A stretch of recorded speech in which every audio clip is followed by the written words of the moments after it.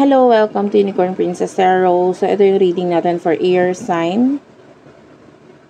Gemini, Libra, Aquarius. Take only what resonates, guys. Hindi ito magre-resonate sa lahat. Kunin mo lang yung mga messages na magre-resonate para sa'yo. Ayan.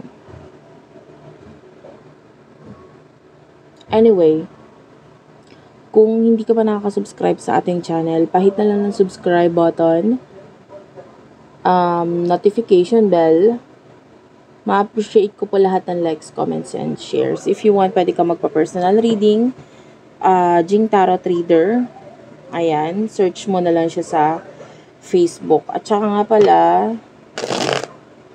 mamimili siya ng maswerteng mabibigyan ng personal reading sa kanyang birthday or sa kanyang birth month, which is, October. Sana mapili ka. Diyan siya sa mga comment section mamimili. Ayan. Doon din sa page at group niya, mamimili siya doon. Sorry nga pala kung medyo maalog ha. Hindi ko pa kasi na-set up ng maayos yung aking camera. As in, biglaan lang to. And also at the same time, kung mapapansin mo yung aking background, hindi rin ready. Kasi hindi pa tayo nakapag-ayos-ayos. Ayan, dito sa aking bagong lilipatan, which is dito yung aking magiging pagre-readingan ko na area. So, pagpasensyahan mo na lang kung medyo makalat, magulo. Ayan, at medyo may ingay sa background kasi, terminal po ng tricycle yung katabi ko sa bintana. So, may ingay talaga. Anyway, let's start your reading. Six of Wands is here. The Devil. Nine of Pentacles, Taurus, Virgo, Capricorn. Aries, Leo, Sagittarius. Energy.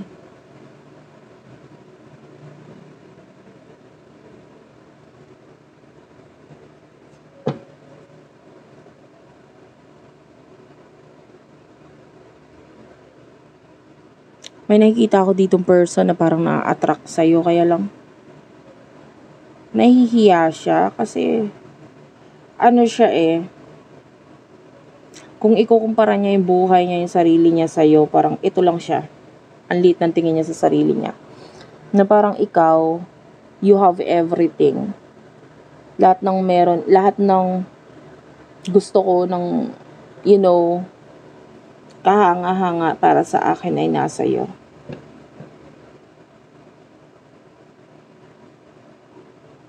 Ang tingin niya sa'yo is misteryoso or misteryosa. With the Devil. Maybe wala masyadong communication, so parang nanguhula siya. Ano nasa isip mo? Ano na bang lagay mo ngayon? Kamusta ka na ba? But all in all, ang tingin niya sa'yo is you're happy. The Nine of Pentacles. Feeling niya hindi mo siya kailangan. 'Di ba?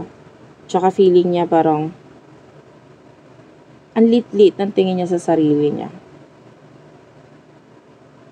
Alam mo yun, yung parang at saka tingin niya sa'yo, sasaktan mo lang siya. Parang ganun. Parang ayoko makipag-communicate sa'yo or makipag-connect sa'yo dahil parang feeling ko sasaktan mo lang ako. Ganong klaseng energy.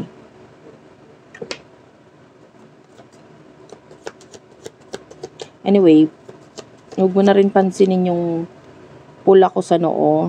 Ayan, yung parang pepperoni na yan. Nagventosa ako sa noo. So, hindi ko rin alam kung ba't ginawa yon. Pagpasensyaan man lang. The King of Wands is here. Aries, Leo, Sagittarius. Ang weird ng energy kasi pakiramdam niya talaga sasaktan mo lang siya. Pwedeng kahit hindi mo sadyain yon or sinasadya yung pananakit na yon, feeling niya masasaktan lang siya. Ayun. Lalo na wala naman siyang kayang i-offer sa'yo. Alam mo yon, hindi niya kayang i-offer ang sarili niya kasi hindi mo nga siya kailangan. Pakiramdam niya nakakahiya yata mag-offer sa'yo ng ganito lang.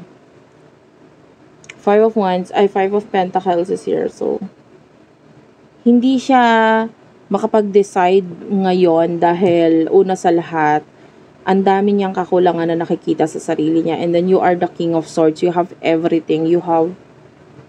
By the way, I just saw something. Isingit ko lang.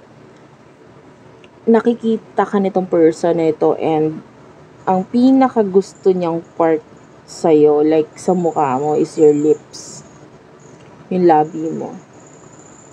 You have this smile or labi na para sa kanya. Gusto ko yung way mo ng pagsasalita. Gusto ko yung way mo na habang nagsasalita ka,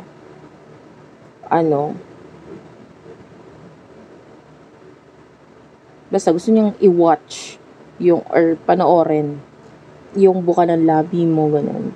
Or maybe this person wants to kiss you, so that's why, diba? Gusto ko niya halikan. And it is because yung connection ninyo is nagkaroon na kayo ng pagkikita or paghaharap in the past. And hindi mo lang alam kung gaano niya pinigilan yung sarili niya na nahalikan ka. Kasi this person is really attracted sa iyong mga labi. Anyway, future, what is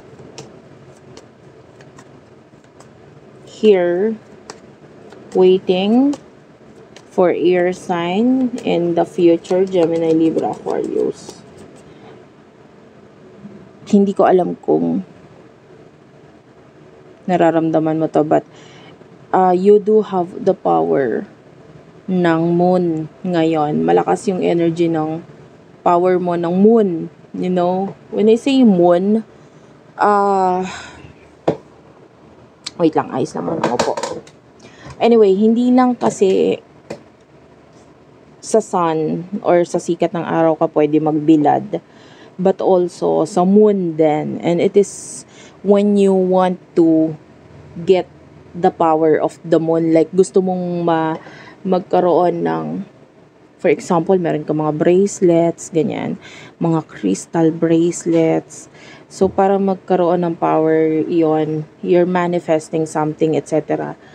Mas maganda kung ibibilad mo siya sa sinag ng moon, which is mga full moon, ganyan. And, yeah, so kaya may power ka ngayon ng moon. And you are very powerful. Hindi mo lang alam kung gaano ka ka-powerful. But whatever you're manifesting right now is going to happen to you soon. Okay? Or actually not now, pero kung ano yung mga minanifest mo in the past, mangyayari sa'yo yan in the near future. Ayun nga, especially if you do believe dito sa mga pampaswerte or mga spiritual, etc. You know,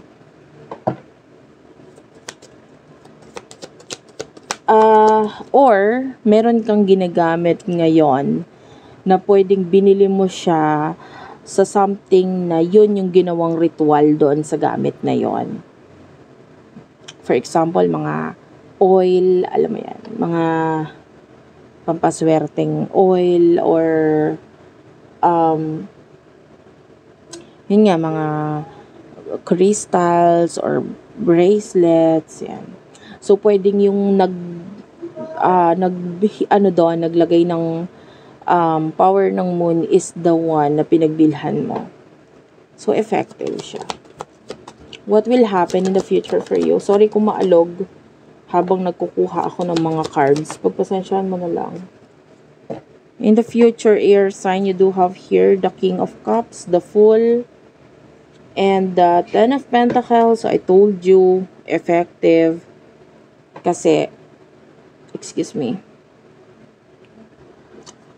I can see money,